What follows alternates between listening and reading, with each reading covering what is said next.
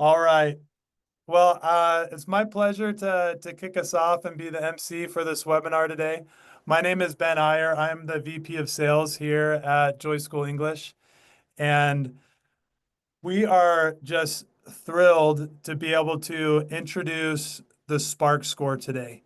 As we've developed the Joy School English product, I know many of you are customers. You know that our focus is making a tremendous difference for the children that we serve. We want them to have a life full of meaningful connection. And we do this through boosting oral language and also character building values. We leverage AI and speech recognition technology to get the kids speaking with the software, and then the software actually adapts and gives them feedback based on what they say. And one of the things that we've noticed is that for our educators, oftentimes it's very difficult to measure how well the kids are speaking. And we have a lot of data in our program from all of the recordings and all of the feedback that we're giving the students. And so what you'll learn about today is our SPARC score, which helps you have another data point for how your students are speaking and how they're growing in oral language development. And we think this is going to be a really, really useful tool for you to use. It's my pleasure to introduce Dr. Tanya Tripp-Johnson. She is our Executive Director of Curriculum at Allegra Learning. And Tanya has a wealth of experience and knowledge. She has both a master's and doctorate degree in instructional psychology and technology. She is passionate about building really useful tools for students and has been doing that for years and years. And she also has a deep background as a teacher and a practitioner. And so we're going to allow Tanya to take over and walk us through this great new SPARC score. Go ahead, Tanya. Great. Thanks, Ben, and thanks everyone for joining us today. During the webinar, I'm going to talk about three main things. So before I just jump into the SPARC score, I'm going to first I'm going to provide a little bit of background about how oral language and literacy skills work together and why they're important, why we care. And then I'll talk about Joy School English and how it helps students to develop their oral language skills. And then last, I'll talk about the SPARC score, this new feature that we just developed. So, Hey, Tanya, I'm going to interrupt you just for a yeah. sec because I forgot one other piece. So sorry about that. While Tanya is presenting, you'll notice down below, like a little bit to the right of where you've been chatting, there's a box called Q&A. And so as Tanya's going through, if you have any questions, feel free to type those in the Q&A part of the chat. That way we can monitor those at the end of Tanya's presentation. We can refer to those and answer a few of those questions. We also have Devin from our Customer Joy team on who will be monitoring that and also responding live if there's some easy questions he can just respond to quickly. So please feel free to use that and we'll circle back with your questions. And finally, stay tuned to the very end. We're going to have a fun raffle for those of you that are on. We know that oftentimes you're looking for some additional resources for your classroom. And so we'll provide an Amazon gift card raffle at the end of this after Tanya's presentation. So sorry, Tanya. Thanks so much. No worries. Thanks for doing that, Ben. So starting with a brief background about how oral language and literacy skills work together to help students.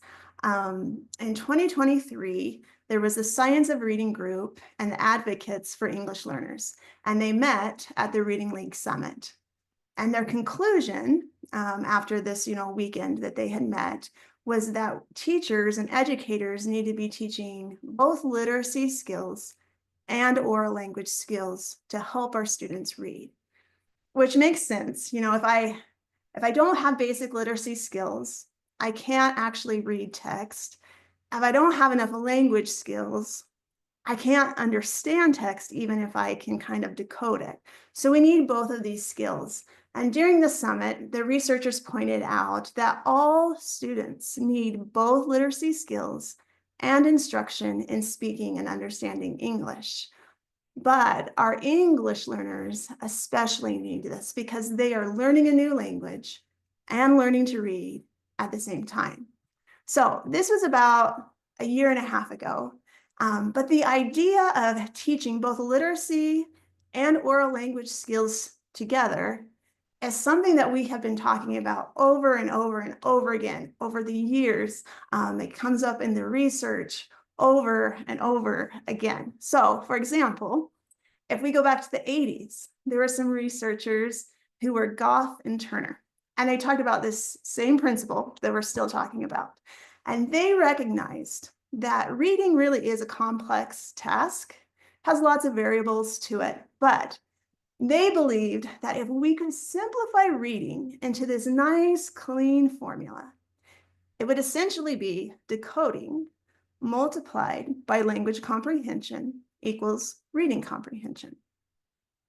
And Goff and Turner specifically pointed out that this formula is multiplicative, meaning if I have a 0 for decoding, or I don't have any decoding skills, then I'm not going to be able to read. And likewise, if I have a 0 for language comprehension, or I can't comprehend the language, then I won't have any reading comprehension. So Goff and Turner were basically saying the same thing as the Reading Summit was saying, which is students need basic literacy skills and they need to understand language in order to read. And these two domains, they work together and multiply together to help us become better readers. So this formula was talked about through the 80s and the 90s, and then in the early 2000s, Dr. Hollis Scarborough, she created the idea of the reading rope. And probably a lot of you have seen this already. It's a little bit more popular probably than the formula, but she had the same principle. And her idea of the reading rope was that if we have a strong, tight rope that represents a skilled reader, if we unwind that rope to say, well, what does it take to be a skilled reader? We essentially get two sections, just like the formula had. We get language comprehension and word recognition. And then if we unwind those, we get some individual skills that help lead to reading. So Scarborough's idea is very similar to the simple view of reading equation. It just had some more details in it. But again, she is conveying this idea, this same idea, that in order to read, we need both language comprehension and word recognition skills. So I share these slides just to help you understand the idea of oral language and literacy skills working together and needing to be taught together has been around for a long time, and it's still something that we talk about today. And it seems like this idea should be obvious to us, right? I feel like if I can't decode text, then I can't read. So this is a children's book in Chinese. Some of you probably recognize it. It's Frog and Toad. I don't know which book, but one of the Frog and Toad books. And although it's simple, it's a simple children's book, I don't have word recognition skills in Chinese to actually read this book. I couldn't tell you what the pages say at all because I don't have the skills to recognize these words, even though it should be simple. And likewise, this book is in Spanish. And in Spanish, I do have some decoding skills because in Spanish, I know enough to know that certain vowel sounds and consonant sounds, how they differ from English. And I could probably, in this children's book, decode a lot of the words in the book, but I actually don't know enough Spanish language to understand the words. So even if I could read this book perfectly, decode it perfectly for you, I wouldn't be able to tell you what happened in the book because I don't have the language to understand the words that I'm decoding. And so this is how it is for our students. As educators, we need to be teaching both language comprehension and word recognition skills if we want students to be able to achieve reading comprehension. But here's where I think the problem is. As educators, we aren't very good at this. And this is something the Reading League Summit pointed out. They brought up the fact that we spend the majority of our time teaching kids to read words, when what a lot of them really need is English development. And so I want you to think about this and think about Like this idea of we know that these two domains are important. Research keeps talking about it. Our logic, it makes sense. It tells us that this is right. But why do we tend to focus on word recognition skills and we neglect the language comprehension? Just think about that for a minute. And, you know, there's probably several reasons that we do this, but I believe the main reason that we do this is because it's easier. I was a first grade teacher that taught kids how to read. And as a teacher, it's easier to focus on word recognition skills because they're more concrete and they're more straightforward. And that's easier to teach than it is to teach language. And if you think about this challenge that we have, um, it isn't limited to classroom instruction. It's probably even more apparent in our digital reading programs. If you think about some of the programs that you know, like just take a minute and think, what are some of the programs you know that are teaching kids to read? Maybe programs that you're using in your classroom or programs that you've seen other people use or you've used with your kids. Think about those programs and what they're teaching. And I'd bet almost all of those programs focus on word recognition skills and have very little, if any, language development in them. And again, I think digital programs do this because it's much easier. It's easier to teach word recognition skills online than it is to teach oral language online. So we have this issue in education where we clearly know that we should be teaching both word recognition skills and oral language skills to our students. But right now, our instruction, both in our classrooms and online, it leans too heavily towards word recognition skills. And this is where I think Joy School English really shines as a product. I might be a little biased since I work here, but I do think this is where Joy School English really shines. And Joy School English teaches both oral language and word recognition skills. But the emphasis of our program is on oral language. And the reason is because that's where the gap is, and that's where we feel like we can make the biggest impact on young students. So while we teach word recognition skills, our main objective is to get kids speaking. And not just so they can pass the test and not just so they become better readers, but we want to help students develop the skills to truly express themselves. So in Joy School English, students have over 16,000 opportunities to speak, which is a lot. And this is really beneficial for students who are quiet or shy or just need additional speaking practice. And Joy School English provides a non-threatening way for these students to practice and receive feedback on their speaking because nobody's judging them. And students they're just playing games and doing fun activities, and all along the way, they're getting feedback on their speaking. So I want to show just a couple of, or a few types of activities that are included in Joy School English. And before I show you a few little clips, I want you to think again about some products that you know. Do you know any products that really are developing oral language for your students? Any online products that are helping students to be better at speaking?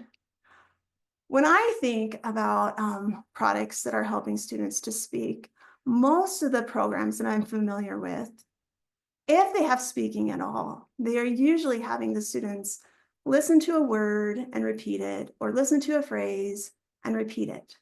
And while we do that as well, it's an important part of learning a language is we've got to be able to listen and hear how something's pronounced and then practice it and get feedback on our pronunciation.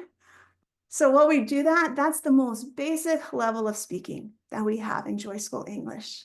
And our goal is to move students from repeating words and phrases to being able to have actual conversations where they can express their own ideas. So I'm just going to walk you through these activities and just show you how speaking progresses. And these are just a few examples of activities we have. The first activity is an activity where students are listening and they are repeating, and then they get feedback on what they say. So they'll hear a phrase, they'll practice saying the phrase, and then they'll get feedback on that. Say hello. So then the student gets an opportunity to say that phrase. Depending on how well the student does, they might model again for the student, have the student try again, but they'll get some feedback and they'll just practice saying that phrase that's been modeled for them. So that's kind of the beginning level that we have in Joy School English. We do this with words and we do this with phrases where students listen and then they practice saying it. The next activity, number 2, is an activity that comes at the end of all of our units. So all of the students get an opportunity to speak with one of the Joy School characters at the end of the unit, and they get to practice using the language that they've learned. So the character will ask them some questions, and then they will practice answering those questions. So in this activity, I think this unit, students are talking about numbers. So the activity starts where they count together, and then Miss Daisy asks them about some of the numbers. What number is this?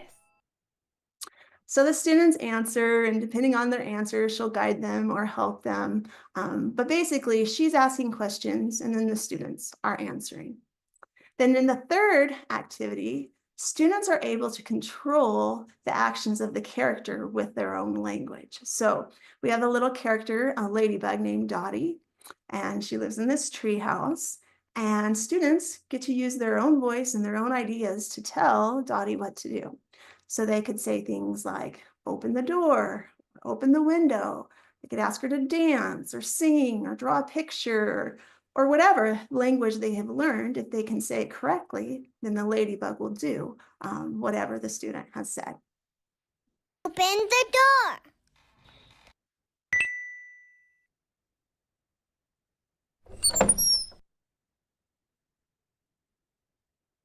So in this case, the student asked to open the door, but they can say, a variety of things, and they can continue playing and just exploring, having the ladybug do different things in the tree house.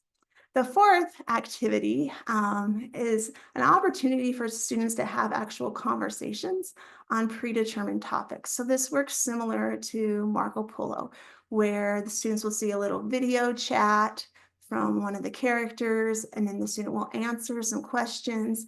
And then depending on what the student says, a different video plays. So each student could have a completely different conversation from other students. In this case, I believe this video is just Miss Daisy asking some get to know you questions to the student. How old are you? 8 years. 8 years old. 8 is great. So then the last activity that I want to show is an open-ended conversation with an AI character. So what happens is the students get to pick one of our characters and have an open-ended conversation with it. And the students get to decide what they talk about. So when they come in, the character often will say, what do you want to talk about today? And the student can talk about anything. We do have guardrails so that the student can't talk about inappropriate things or dangerous things or things that they shouldn't be, but basically the student can talk about almost anything that they want to talk about with the character. In this video, you'll see a girl, she's interested in elephants and asking questions about elephants. What other questions do you have about elephants? How tall can elephants get? Elephants can grow up to 13 feet tall. So this student's asking about elephants, but students can talk about anything that they want to. And it's been fun to go in and listen to some of these conversations that students are having. Some of the students are telling stories with the character, where the student starts the story, then the character continues it, and they go back and forth until they finish a story. Or sometimes they sing songs together. I've seen them play games together where they've played 20 questions or I Spy or even rock, paper, scissors. And so basically, the student gets to pick what they want to talk about and gets to have an open-ended conversation with the characters. So I wanted to show these to just show you that in Joy School English, we're not just teaching kids to repeat words and to repeat phrases, but we're really trying to teach them how to speak and how to express their own ideas. And we feel like we've done a pretty good job of getting kids to speak and understand English. But what's been lacking in Joy School English is our ability to measure how well students are speaking or how their oral language is growing and developing. And that's why we developed the SPARC Score. So SPARC stands for Speaking Proficiency Arc, with ARC kind of representing the student's story or their journey towards English proficiency. And we have an algorithm that computes the SPARC Score. So the algorithm is based on two key factors: difficulty and performance. So we look at how difficult a word or phrase is to say, and then how well a student says that word or phrase. So under difficulty, we are looking at things like the CFR level. So just as a reminder, CFR stands for Common European Framework of Reference, and is used to compare and assess an individual's English skills. So CFR level goes from A1, A2, which is very beginning, and moves through C1, C2, which is very advanced English. So in our program, words that have a higher CFR level will receive more points because those words are considered more difficult. So in addition to the CFR level, the next variable we look at is difficult phonemes. A phoneme is an individual sound, like the sound k or ah. And we know that there are certain phonemes or sounds that are more difficult for English learners to pronounce. So for instance, the TH sound is often difficult for English learners. Sometimes the R sound is difficult, or the short A sound, like in the word man, or the NG sound. And these are just some examples, but we have a whole list of difficult phonemes that we have indicated. And then we've worked with some speech experts that helped us to assign values to the different phonemes. So now when a student pronounces a word correctly that contains one of the identified phonemes, they'll receive additional points for being able to pronounce that word correctly. So the last thing that we look at under difficulty is word count. And by that, we mean if a student is able to say an individual word like cat, they'll receive credit for it. But as a student is able to put multiple words together to form a sentence, they will receive more credit than just an individual word. So the more words a student is able to put together and say correctly, the more points the student receives. The second component in our algorithm is performance. So we're looking at how well the student is able to say a word or a phrase. And the first thing that we look at under that is number of attempts. By that, we mean that if a student is able to say the word correctly or a phrase correctly on their first attempt, it's worth more points than say the student got the phrase wrong on their first attempt, but then they got it correct on their second attempt. So we're super excited. They got it right on their second attempt. We still give them some credit for that, but students get more credit if they say something correctly on their first attempt without having any feedback or any prompting. The next thing under performance is confidence score. And this is what our speech recognition technology uses. So, for example, a student might say something that sounds like this. So I'm going to play an audio clip. It's really short and it might be hard to hear, but the student is trying to say the word cat. So listen carefully. Cat. So the student was trying to say the word cat.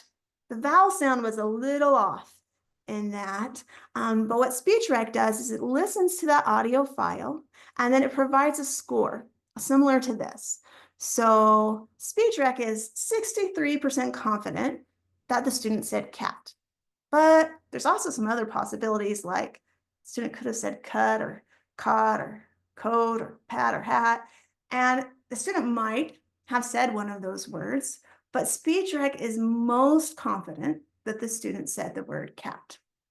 So 63% is going to be worth a certain number of points. But if a student gets a higher confidence score, so say they get something like 80 or 90%, then that student will receive more points for the higher confidence score.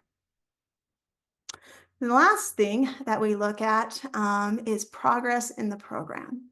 And we reward students for progressing through the program. Joy School English has 3 levels, and students receive more points as they make progress through these levels and as the curriculum increases in difficulty.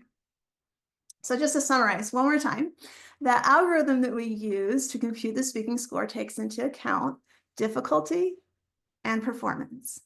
And difficulty, we're basically looking at how difficult a word or phrase is to say. And then at performance, we're looking at how well a student is able to say a word or a phrase. Then the result of our algorithm, it's a numerical score that reflects the student's speaking proficiency. So you might see a score like 164. And then next to that score, you'll see a green or a red triangle that indicates whether the student's score has increased or decreased.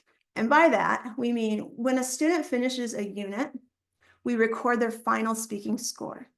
Then as they start the next unit, the arrow indicates whether their current score has increased or decreased since the previous unit. So you'll see a green triangle next to their score if their score has increased since the previous unit, and a red triangle pointing down next to their score if it has decreased since the previous unit.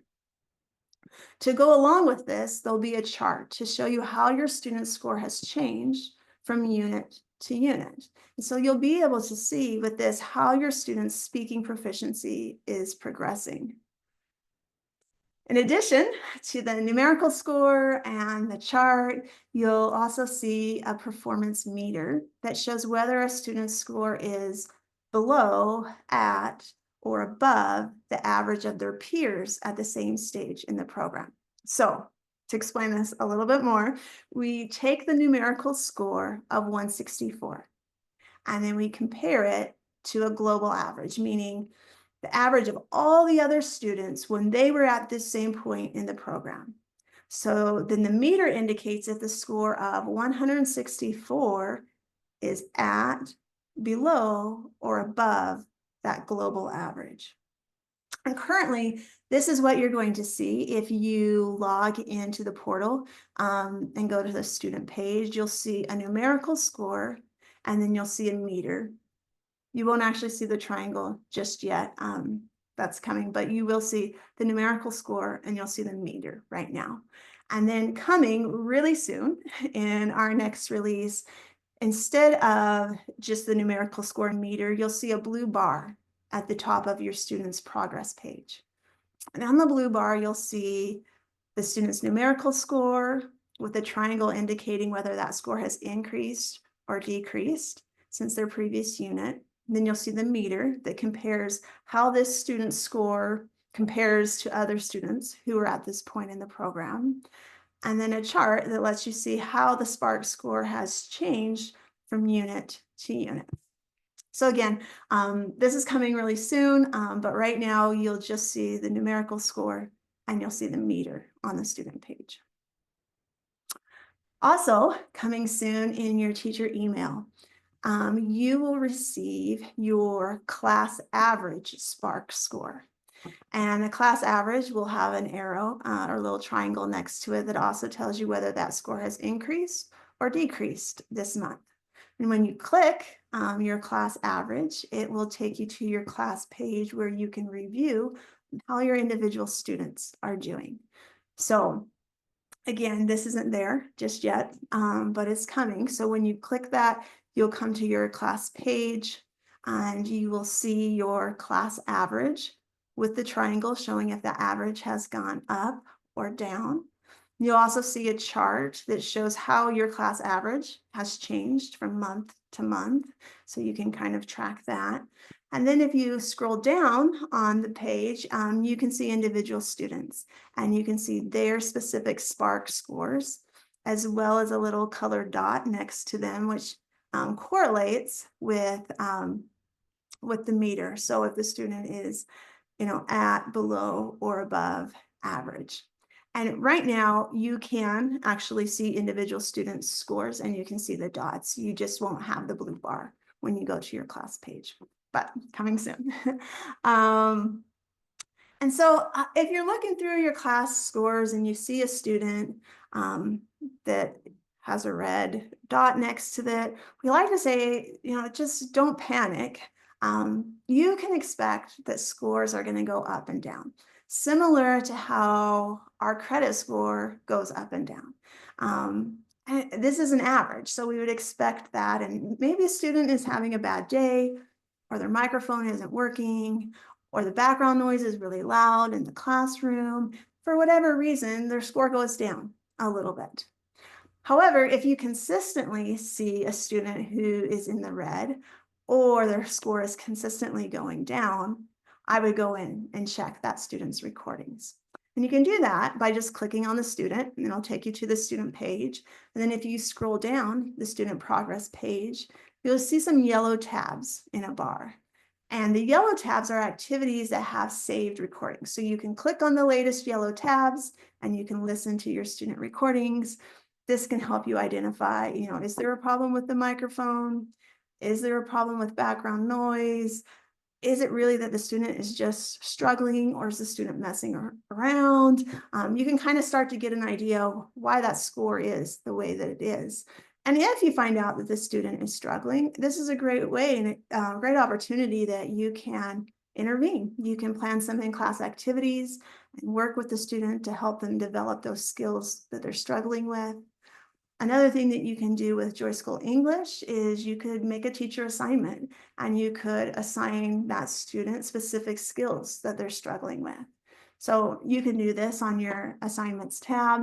If you click the assignments tab and then you click the blue button, add new assignment, and then you'll select the speaking category and choose specific speaking skills and activities that you want the student to review. And you can assign one or several activities to the student. And then the next time the student comes in to play Joy School English, they'll get your assigned activities before they play any of their regular activities from the unit. So the SPARC Score can serve as a tool to help you identify students who might need some additional support, or if something's going wrong with the program. It can also help you just see how your students are improving and growing, and something that you could share with parents or administrators to help them understand how well this student is progressing and growing with their oral language. Administrators will also see something very similar to the class average page. So administrators will be able to see a school average. And again, this isn't there yet, but will be coming soon. When you go to your page that has all your classes listed, you'll have a school average at the top. And again, you'll have a triangle that indicates whether your school average has gone up or down during the last month. Then you'll have a chart next to it, which shows how the school average has changed from month to month. And then you can scroll down and see your class list. You can see individual classes. You can see their SPARC score in the last column, and then a triangle next to it, which will indicate has that score gone up or down this month. So I've shown you a lot of stuff that we're currently working on. We're going to release this stuff really soon. I don't have an exact date for when it will be released, but we're going to release it as soon as we can. And this is all stuff it's coming really soon. But what's next? What's our next big project with the SPARC Score? So when we share this with educators, one of the first questions that people ask is, well, can the SPARC Score predict how well my student would do on the WIDA test or the LPAC or any other language proficiency test?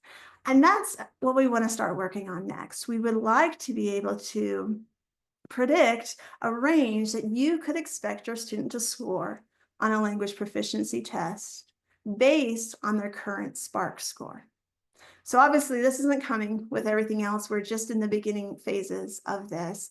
But this is what we're working on next. And I mean, if you are interested in something like this, or you feel like this would be helpful for your school or district, we are looking for schools and districts that would be willing to share their student data and that we can work with to help make these correlations. So this is coming in the future, but further in the future than some of the other stuff that I was showing you. If you were interested in helping, we will have a contact page at the end, and you're welcome to reach out to us and let us know if you're interested. That's all I have for the SPARC score and oral language. In general, I just want to say thanks for taking the time to be with us today. We're excited for our release of the SPARC score. As you start using it, we'd love to hear how it's going, how you're using it, what's working, what isn't working. We really welcome all feedback. And we hope you'll enjoy this new feature of Joy School English. Awesome, Tanya. Thank you so much for that great professional development around the importance of oral language, and then diving into how Joy School English helps students to practice, and then also how we now are providing that data measurement with the SPARC score.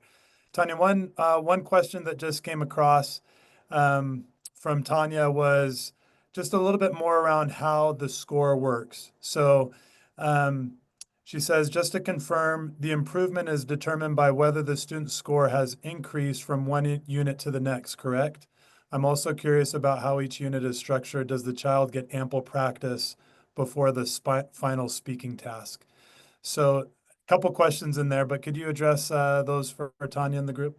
Yeah, so the chart, like, can I go back to the chart that I was showing you? The chart on this student page is showing how the student score is changing from month to month. The actual numerical score that you see changes every time a student has an opportunity to speak. So you will see that score changing consistently. Then at the end of the month, we have the final speaking score, and that's what we record on the chart. And that's what you will see from month to month is the final speaking score. Awesome. Thanks for that, Tanya. Okay.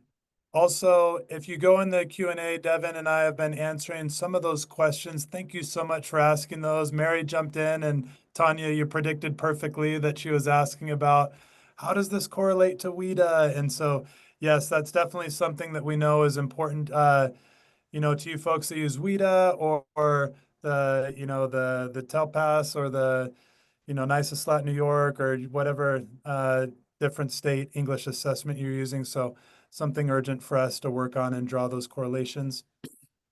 Another question that came up was, asking about students. We serve a lot of English learners in addition to other students in the primary grades. And for those students that are still developing their first language, how does the program address students who are still developing that first language? And I'll take a stab at that. We and some of those activities, like Tanya showed with the AI conversations with our bots, the wonderful thing is the students can actually speak to those characters in their home language. And then we want to honor that home language and then help respond and encourage the kids to develop their English language as well. And so the system will understand what they're asking and kind of guide that conversation for them. We are big believers in dual language. Many of us speak a second language. We want to honor the child's first language as much as possible. When we look at what we can bring to the table for your schools and for your students, oftentimes where the students struggle the most is in their oral language in English, but they have sufficient practice oftentimes in oral language in their home language. And so kind of the niche where we feel we can help the most is supporting that oral language in English. But again, we want to have supports and scaffolds that support and honor their home language as well. Yeah, I think that's Go ahead, great. Tanya. I was gonna say, I think that's a great answer, Ben. And I was gonna just add to that and say, we haven't released, but we are working on some activities right now that we're hoping can work in any language. And so Yeah. it gives that opportunity to practice whatever language they need practice with. Wonderful. Yep. Great.